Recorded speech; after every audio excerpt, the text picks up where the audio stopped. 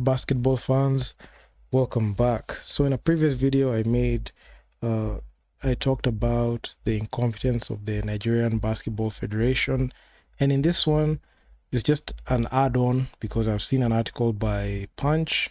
It's mostly widely read newspaper, as I've seen from their headline on top. So it reads, "The Tigers Afro-Basket Crisis, the Ministry of Sports, NBBF incompetence, and Lament's fans." So without further ado, let's just get into it. So this article is by Ebenezer Bajela, and it reads, "Basketball fans have taken to social media to lash out at the sports ministry at the Nigeria Basketball Federation following the Tigers' uninspiring performance at the recently concluded 2025 FIBA AfroBasket qualifiers in Monastir, Tunisia," the Punch reports.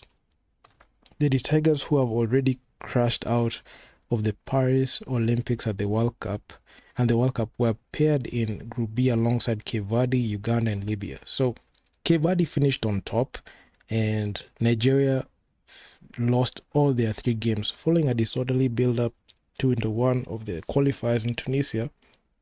The Tigers lost all 3 games. The 2015 African champions had initially withdrawn from the AfroBasket qualifiers due to the inability of the sports ministry to provide the federation with the needed funds for the qualifiers, but a late intervention from the ministry meant the team arrived in Tunisia on the opening day of the qualifiers and took to the court without any mat rest. So you could see there was some issues in the lead up to Nigeria participating there, and it was mainly off court, and the off court issues spread into the on the court, as their performance was not the best because of their poor preparation, with direct and close reference to the Nigeria Basketball Federation and the Ministry of Sports' lack of coordination. So the poor outing has caused basketball fans to take a swipe at the ministry and the NBBF, rightfully so.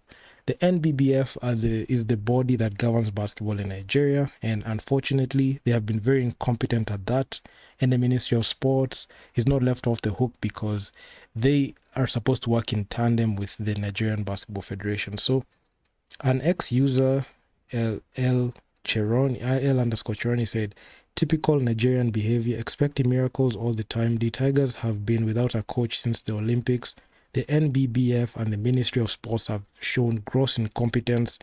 The team got to Tunisia the same day as the opening game with only 9 ballers. Ever since the day Sunday, Dar interfered with the federation. Our basketball hasn't remained the same.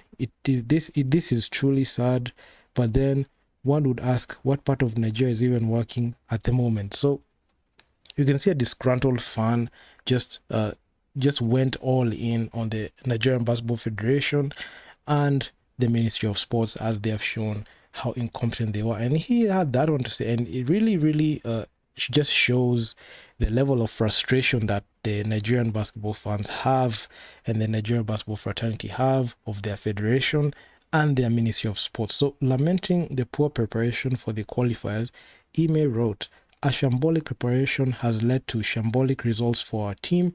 Ideally, someone should either be sacked or honorably resign for how things have played out." True. I mean, it's a results-based business, especially when it comes to dealing with fans. And if somebody is not able to deliver, they should either get sacked or just honorably resign, and rightfully so. Even the same case as in my home country, Kenya. If you are not able to perform, it's either you step aside, you resign, or you just get sacked. So another user said, Bruno Tesoro added, "Those who are cheering the government for intervening at the last minute, I hope you are all happy with these results. Back to square one again. They won't fund these boys again until they call them out again on sports minister and then answer last minute intervention. Same story all over again. And again, and another last minute intervention." So you can see, even with the people who are cheering that the government also intervene at the last minute, hope you people are happy with the results, because even with that intervention last minute to save face, the writing was all on the wall and their preparation was poor. So whatever happened off the court and the lack of preparation, it reflected on the court as the court reveals the whole truth of what really is going on. So back to square one, because as I compared to last time the Nigerian team was in the Afrobasket, qualified, the Nigerian team, they went 6-0. They won every single game. And this one, they've started 0-3. They have performed poorly than even my home country, Kenya. So it's telling. And especially, Nigeria is held with high regard when it comes to basketball. And such performances are not acceptable at all. And these performances really water down like the legacy, the rich legacy that Nigeria has had, especially when it comes to basketball. They are the one who beat Team USA. They've been in the Olympics a couple of times. The women's team have been balling out despite all these challenges. So, I mean, the whole ignorance and the incompetence in the Ministry of Sports and the NBBF is just glaring at this point. So, angered by these defeats, Edozie Akonili believed the Tigers should have forfeited the tournament rather than suffer the embarrassment. True. I mean, this is the same thing that even I said with the Kenya Morans in 2022 in the FIBA World Cup. They should have forfeit. Even in this one, in the FIBA Afrobasket qualifiers, if the preparation was inadequate, they should have just forfeit to avoid the embarrassment. Even in the window that we performed poorly in 2022 in July in the FIBA World Cup qualifiers, in the 3 games that we got embarrassed, we had a walkover against Congo DR. We had very brutal beatdown losses against Egypt and Senegal back to back. So we should have just forfeited. So he wrote, Edozie Akonili wrote, they should have stayed forfeited. What is the point of taking a test when you did not study? It's true. We are tired of the pathetic attitude of the basketball leadership. Arome Sule lamented. So you could see the whole basketball fraternity, the Nigeria basketball fraternity, were going all in and are not holding back at the Nigeria Basketball Federation and their Ministry of Sports, because they have shown that they're very incompetent. Despite the results, the Tigers still have a chance to qualify for the Afrobasket, which is actually quite slim. The top 3 teams from the group will advance, and there is still one more qualifying window in February 2025. So this means that they have a whole 12 months to prepare. So that's the end of the article. I must say the fans are very frustrated with how things are run. And the Nigeria Basketball Federation have shown that they're equally as incompetent as the Kenya Basketball Federation. But I feel like even saying that equally incompetent, I can say they're operating the same way, but the levels of corruption are different, because I feel like Nigeria are much more corrupt than Kenya based on like how they've been operating.